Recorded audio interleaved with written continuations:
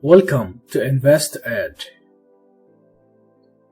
Hello guys, welcome sa channel natin. Kung bago ka pa lang sa channel natin, huwag mong kakalimutan na i-subscribe and pindutin ang bell button para ma-notify ka sa mga bagong videos na lalabas sa channel natin. No? So dito, binabahagi ko yung 7 years of experience ko sa pag-trade at pag-invest ko sa stock market. And ang kagandahan pa dito, it's completely free. Maraming salamat. Okay, so umpisa na natin. See you on the other side.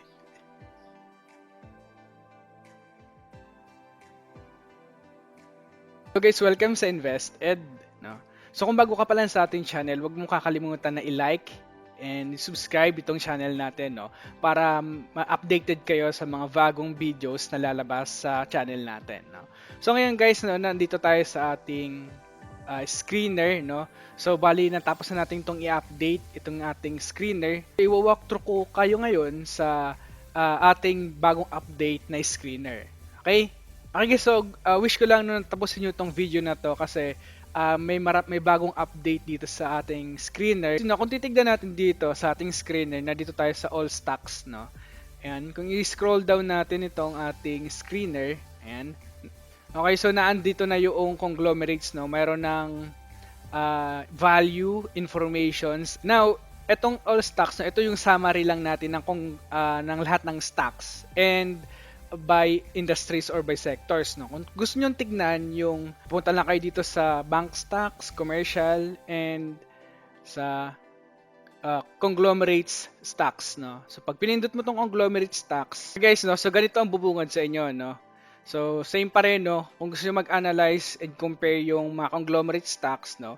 So nandito yung kanyang free cash flow, earnings per share, free cash flow yield, moat analysis natin, management analysis, yung ROIC and ROE ng company, debt ratings ng company, debt ratio, and yung ating total score, no, sa kanila.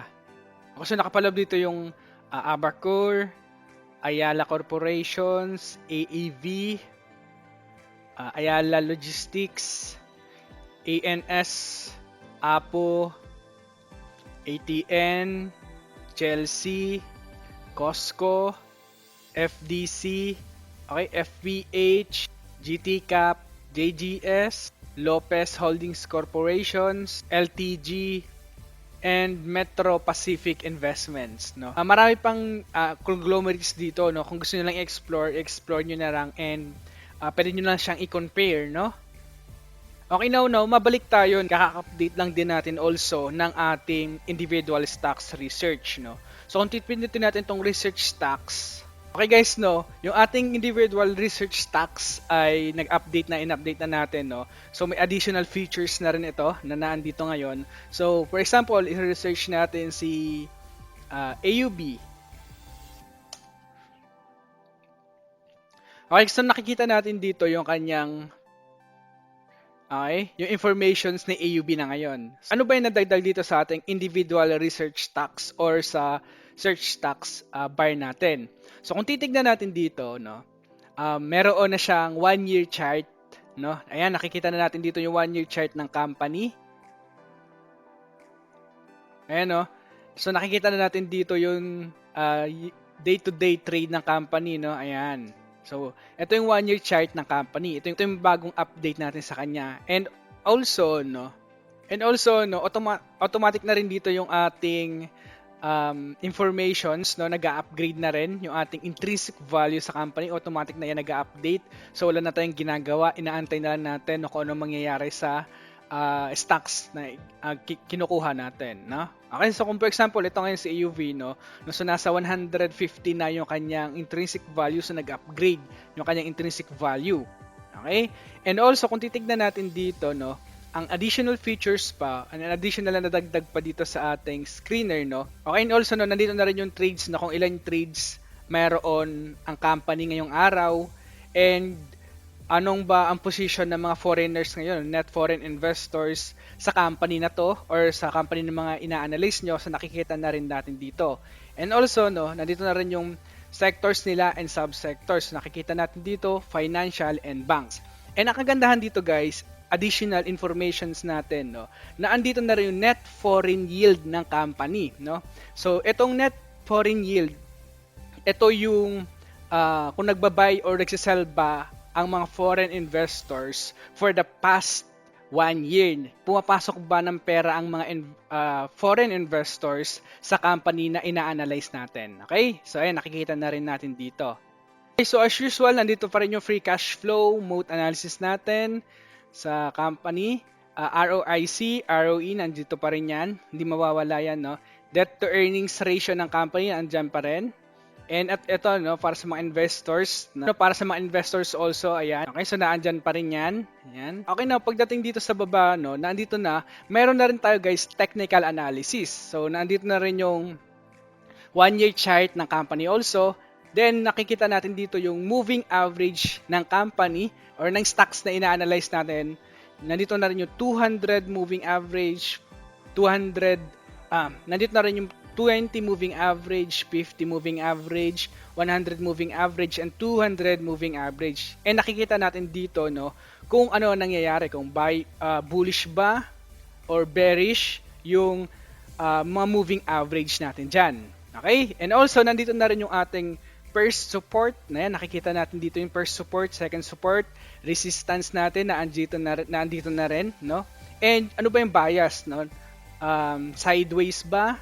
In short-term trend, medium-term, nandito na rin. And also, no, nandito na rin yung gain. Okay, nandito na rin yung week-to-date gain. Ayan. Year-to-date gain. Ayan, nakikita natin. And yung month-to-date gains ng company, no. And wait, but there's more, no. Nakikita natin dito yung meron pang indicators. So, nakikita na rin natin dito yung indicators side naman. Nakikita natin dito yung RSI, MACD, ATR, SSI, STS, Stochastic, Williams percentage, volume SMA, and Candlestick, no? So nakikita natin dito, yan. And nakikita natin kung anong actions, no? So yan. Okay guys, no? So isa pang example. So kunyari si AC, ilalagay natin, no? Ayan. Okay? So ayan, nakikita na natin dito yung pricing ng company. Ayan. Ayan, nakikita na natin dito. Ayan, kung ano yung intrinsic value, net foreign and net foreign yield ng company. Ayan, nakikita natin. Okay. Okay, so far, so good naman yung ating screener na ginagawa, no? So, ayan, nakikita natin. Ayan. So, ayan, no? So, okay guys, no? So far, so good yung ating screener, no? So, successful yung update natin ngayong araw sa screener natin. Okay guys, so kung bago ka pa lang sa ating channel, no, wag mo kakalimutan na i-subscribe. Please, i-subscribe nyo naman and pindutin ang bell button para ma-notify kayo sa mga bagong uploads na lalabas sa channel natin, no. And syempre, wag nyo kakalimutan guys na i-like, destroy the like button para marami pang investors na maabot itong channel natin, no. Again guys, no, itong screener, binabahagi ko ito sa inyo guys na libre, and yung aking experience for the past almost 7 years, no, na pag-i-invest ko or pag-trade ko also sa stock market, no. Binabahagi ko ito sa inyo guys ng libre, no. So it's my way of giving back, no, para sa inyo guys, no. So maraming salamat guys sa inyo. Hanggang dito na lang muna guys ang ating video and ang ating update sa screener natin. So stay tuned for more updates. Okay guys, so maraming salamat sa inyo. And as always, invest wisely and see you on the other side. Hello guys, maraming salamat sa panonood. Sana marami kayo natutunan sa video na to. So kung hindi pa kayo nakaka-subscribe, so please subscribe and hit the notification bell para updated kayo sa mga videos na parating at marami pa kayong matututunan sa channel na ito. So, maraming salamat!